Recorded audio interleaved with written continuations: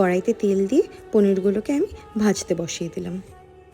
ছোটোবেলা থেকেই আমি আমার বাড়িতে দেখে এসেছি সপ্তাহে 2 দিন আমাদের বাড়িতে ভেজ হতোই।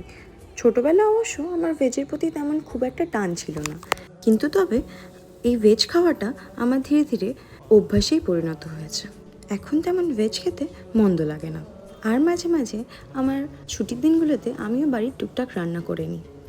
আজ অবশ্য আমার অফ ডে ছিল, তাই বিকেলে কিছু প্ল্যানও ছিল। তোমরা এই ব্লগটা পুরোটা দেখতে থাকো, ধীরে ধীরে তোমরা পুরোটাই জানতে পারবে। এই দেখো, তোমাদের সাথে কথা বলতে বলতে আমার অনেকটা কাজও এগিয়ে গিয়েছে। এই মাঝে আমি এবার ভাতও বসিয়ে দিয়েছিলাম। আলুগুলোকে ভেজে তুলে রাখার পর আমি আগে থেকেই কিছু সবজি কেটে রেখেছিলাম।